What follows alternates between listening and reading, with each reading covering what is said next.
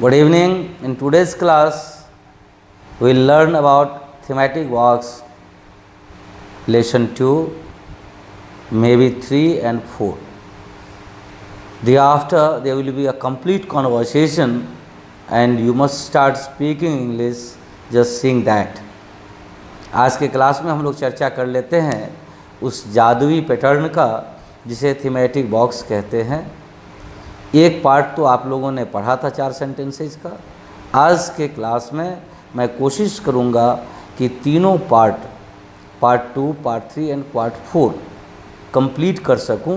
बस आप लोगों का साथ चाहिए, थोड़ा सा ध्यान से देखिए और इस सब्जेक्ट को यदि आप समझ जाते हैं तो आपको अंग्रेजी हिंदी ट्रांसलेशन बनाने की आवश्यकता बिल्कुल नहीं होगी और आप फ्लुएंट इंग्लिश बोल पाएंगे बिना ज़्यादा मशक्क़त का, बिना ज़्यादा मेहनत का। बस थोड़ा सा मैथमेटिकल पैटर्न पर ध्यान देने की ज़रूरत है। तो लीजिए, आप लोगों के सामने चैप्टर 2 थीमेटिक बॉक्स का प्रस्तुत कर रहा हूँ। अब आप आगे S1 में आते हैं तो सवाल होता है, जैसे मान लीजिए राम और रामू के बीच बात हो रही है। Excuse me Ram, where have you been? Where have you been for a long time? एक सामान्य सा सवाल है। Excuse me, Ram, where have you been for a long time? आप सवाल देख पा रहे होंगे। Excuse me, Ram, where have you been for a long time? अब राम जब ये सुनता है तो रिस्पॉन्ड करता है आई, इसको आई पढ़ते हैं। I been busy in my studies and what about you Ramu. Ram ने कहा I been busy in my studies and what about you Ramu. तो रामू ने जवाब दिया I was also quite engaged in my preparation.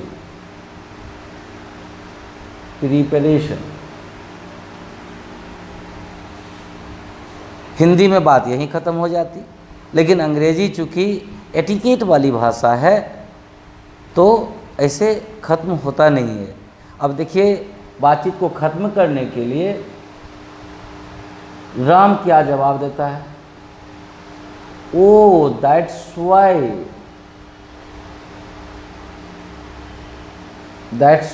आई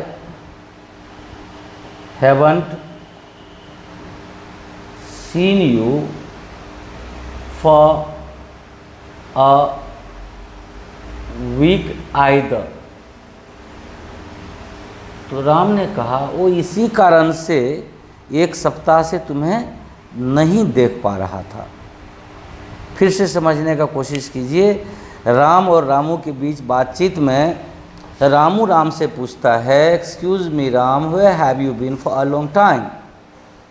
तो राम रिस्पॉन्ड करता है been busy in my studies and what about you Ramu. तो फिर रामू कहता है I was also quite engaged in my preparation.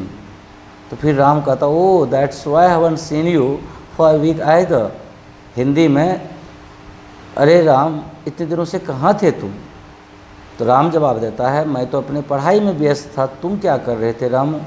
तो रामू कहता मैं भी अपनी तैयारी में व्यस्त था। तो फिर राम रिस्पॉन्ड करता वो इसलिए एक सप्ताह से देख नहीं रहा था तुमको। ये तो पैटर्न हो गया। अब इस पैटर्न का ऑपरेशन होगा। ये चारों सब्जेक्ट सेंटेंसेज को आप एक यूनिट मान लें। अब यहाँ देखिए, आप हैव यू को, यहाँ वेयर हैव यू बीन था, हैव यू को अंडरलाइन करके 1 नंबर दीजिए। आप इसमें आपने करना क्या है, सब्स्टिट्यूशन करना है। यहाँ आपने हैव यू को अंडरलाइन करके 1 नंबर डाला और 1 नंबर में आप यहाँ दे रहे हैं हैज़ योर पापा। अब आपने करना क्या है, हैव यू को यहाँ से हटा दीजिए, इसको वहाँ पुट कर दीजिए। तो नया सेंटेंस क्या बन जाएगा, excuse me Ram, where has your papa been for a long time. यही सवाल बनेगा, आपने कॉपी पर लिखना है, excuse me Ram, where has your papa been for a long time. आप यदि पापा की जगह मोम रख देते हैं तो नया सवाल हो जाएगा, excuse me Ram, where has your mom been for a long time. यदि आप यहाँ सिस्टर रख देते हैं तो सिस्टर, अंकल, आंटी कुछ भी रख सकते हैं आप यहाँ। आपने यहाँ मान लीजिए 25, 30, 50 वर्ड्स रख दिए हैं। फिर आप इसको प्लूरल में रख सकते हैं, जैसे हैव योर पेरेंट्स। तो अब नया सवाल क्या बनेगा, excuse me Ram, where have your parents been for a long time. Friends भी हो सकता है, excuse me Ram, where have your friends been for a long time. Cousins भी हो सकता है। अब यहाँ भी आप 25-30 वर्ड दे दें, कोई दिक्कत नहीं है। अब आप किसी सिंगुलर व्यक्ति के बारे में पूछना चाहते हैं, जैसे आपने पूछा राम से सीता के बारे में, तो यहाँ हो जाएगा हैज सीता। अब नया क्वेश्चन क्या बनेगा, excuse me Ram, has Sita been for a long time. अब मान लीजिए मोहन कहाँ है, तो मोहन के बारे में हैज़ मोहन हो जाएगा, सोहन हो जाएगा। अब नया क्वेश्चन आप बना सकते हैं, यहाँ भी 20-25 रख दें आप, तो नया क्वेश्चन बन जाएगा, excuse me Ram, has Sohan been for a long time. अब यदि 2 आदमी के बारे में पूछना है तो हैव लगा दें आप, सीता एंड गीता कर दें, तो नया क्वेश्चन बन जाएगा, excuse me Ram, has Sita and Gita been for a long time.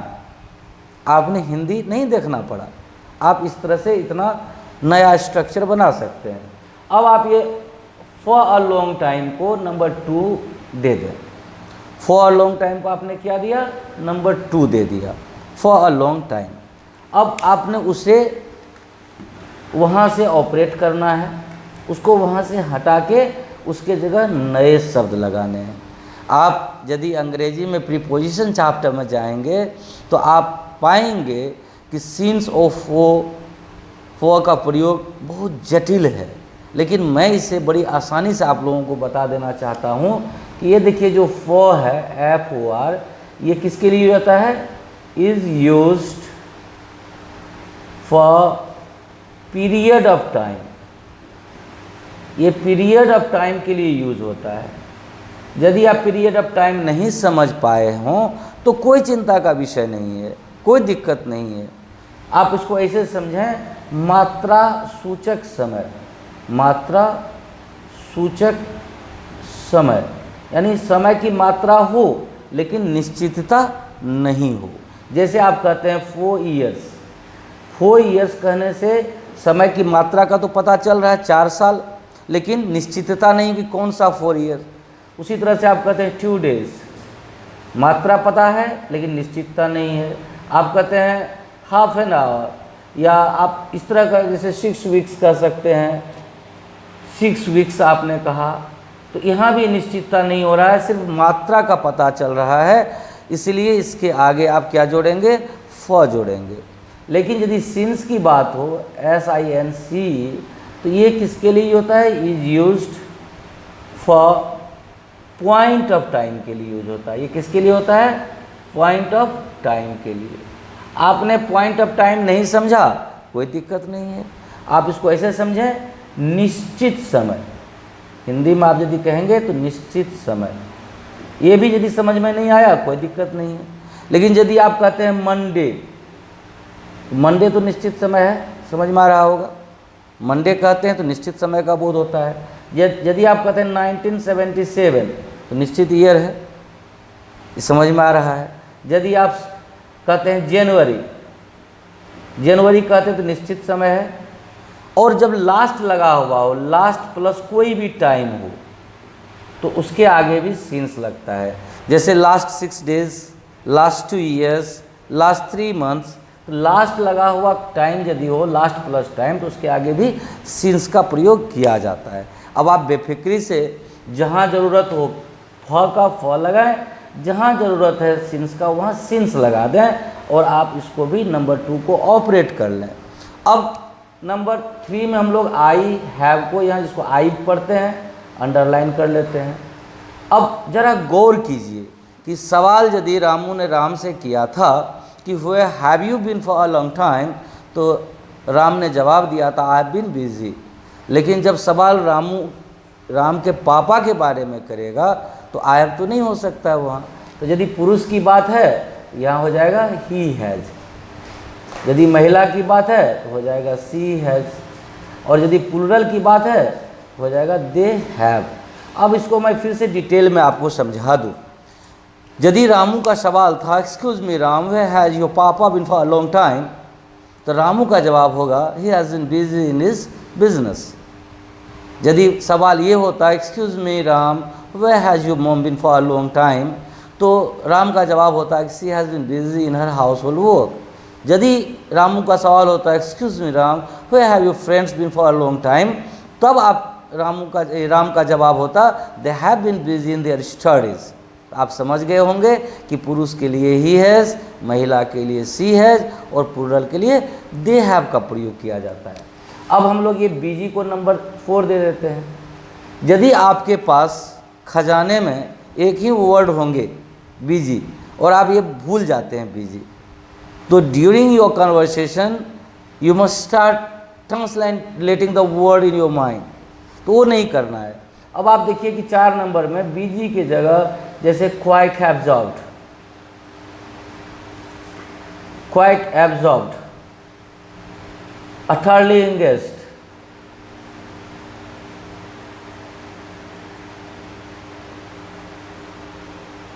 Mentally disturb, यानी बहुत सारा वर्ड यहाँ आप रख सकते हैं ताकि आप बीजी बीजी ना बोलें। अब इन माई स्टडीज़ को नंबर आप 5 दे दीजिए। अब यदि रामू ने राम से सवाल किया था excuse me Ram, where have you been for a long time, तो राम ने जवाब दिया था I have been busy in my studies. लेकिन जब सवाल ये हो कि excuse me Ram, where your papa been for a long time, तो जवाब ये तो नहीं हो सकता है कि has been busy in my studies, ऐसा संभव है क्या?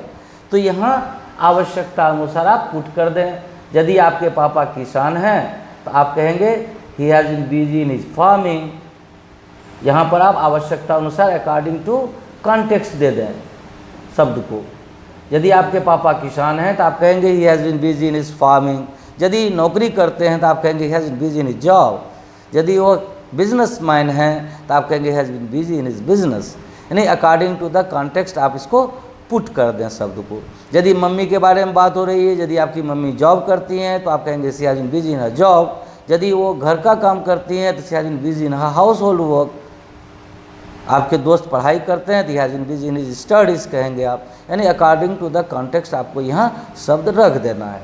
अब यहाँ पर व्हाट अबाउट यू को अंडरलाइन करके आप 6 नंबर दे दें। अब यू के जगह 6 नंबर में आप, जैसे उसने आपके पापा के बारे में पूछा तो आप भी उसके पापा के बारे में पूछ सकते हैं, मोम के बारे में पूछ सकते हैं, ब्रदर के बारे में पूछ सकते हैं। यानी आप यहाँ पर उन शब्दों को रख दें जिसके बारे में आपने पूछना है उससे। अब जिसके बारे में आपने यहाँ पूछा है नंबर 6 में, जवाब यहाँ आई वॉज में वही आ जाएगा, क्योंकि राम से रामू ने पूछा एक्सक्यूज़ मी राम, है जो पापा been for a long time, तो राम ने जवाब दिया कि he has been busy in his job. And what about your पापा रामू, तब तो रामू को बताना पड़ेगा। तो फिर यहाँ 7 नंबर में आप देखेंगे कि 7 में यदि पुरुष के बारे में बात हो रही है तो ही वॉज, इसको वज पढ़ेंगे, वज, वाज नहीं होता है, कोई शब्द नहीं है डिक्शनरी में वाज, ये है वज, ही वज। यदि ये फेमिनिन जेंडर की बात है तो सी वज, और यदि प्लूरल की बात हो रही है तो दे व, WERE को वो पढ़ते हैं या वो, लेकिन वेयर नहीं पढ़ते हैं। वेयर का मतलब समान होता है। आप लोगों ने सुना होगा हार्डवेयर, सॉफ्टवेयर, तो वेयर मतलब समान, वो मतलब थे, तो यहाँ वो पढ़ा जाएगा, वेयर नहीं पढ़ा जाएगा। तो आपने 7 में इसको कर दिया। अब देखिए ये क्वाइट इंगेज्ड जो है जिसको आप 8 नंबर दे रहे हैं, इस 8 नंबर को गौर से देखिए आप। ये 8 इज इक्वल टू क्या है, 4 में जो आपने शब्द को चेंज किया था वही है, इसलिए आपको चिंता नहीं करना है, 4 का चेंजिंग यहाँ डाल दीजिए। और इनमें प्रिपरेशन जो है इसको 9 नंबर, इसको भी आप गौर से देखेंगे तो आप पाएंगे कि 5 नंबर में जो दिया गया है वही यहाँ है, इसलिए इसमें भी चिंता का विषय नहीं है। अब आप इतने के बाद यहाँ आते हैं यू पर और इसको आप नंबर देते हैं 10। अब यदि यहाँ पर पुरुष के बारे में चर्चा थी तो 10 नंबर में क्या हो जाएगा, हिम हो जाएगा। यदि महिला की चर्चा थी तो हर हो जाएगा, और प्लुरल की चर्चा थी तो देम हो जाएगा। कोई समझने में दिक्कत नहीं होगा। अब आप पूरा एक चारों का एक समझने का कोशिश कीजिए कि रामू राम से पूछ रहा है, excuse me Ram, where has your papa been for a long time. Ram जवाब दे रहा है, he has busy in his business and what about your पापा रामू। तो फिर रामू रिस्पॉन्ड किया, he was also quite engaged in his official tour. तो फिर राम पूछता, oh that's why I haven't seen him. यहाँ पुरुष की बात थी, हिम आ गया। Oh that's why I haven't seen him for a week either. समझ गए आप। अब नेक्स्ट पे आइए, excuse me Ram, where has your mom been for a long time. Ram respond करता है, she has been busy in her household work and what about your mom Ramu. तो राम कहता है, she was also quite engaged in her job. तो फिर राम कहता, oh that's why I haven't seen her. ध्यान दीजिए, हर। Oh that's why I haven't seen her for a week either. फिर रामू पूछता है राम से, excuse me Ram, where have your friends been for a long time. तो राम रिस्पॉन्ड करता, they have been busy in their studies and what about your friends Ramu. तो रामू कहता, they were also quite engaged in their preparation for UPSC examination. तो आपने समझ लिया। मुझे पूरा भरोसा है कि आपने ये जो था पैकेज 2 थीमेटिक ब्लॉक का जो ये पैकेज 2 था, पैकेज 2 को भी आप लोग आराम से समझ गए होंगे। और आपने करना क्या है, बस इस पैकेज को कई बार आप रिवाइंड करके वीडियो को देखिए और इसको बनाइए। ये एक सेंटेंस माना, एक यूनिट माना जाएगा और आपने एटलीस्ट 50 यूनिट्स बनाने हैं। यदि आप 50 यूनिट्स अपने नोटबुक पर बना लेते हैं तो मैं विश्वास के साथ कहता हूँ कि आप निश्चित रूपेण with in very short span of time बहुत सुंदर अंग्रेजी में बात करने लगेंगे, एंड वो भी without having the problem of translating a word from Hindi. Easily you can speak English and with fluency, having correct preposition, having correct verb, and everything will be proper, and you don't have to remind or recollect anything in your mind. For that आपने करना बस इतना है कि YouTube channel को subscribe करना है, और जैसे ही वीडियो अपलोड होगा वो आपको तत्क्षण मिल जाएगा।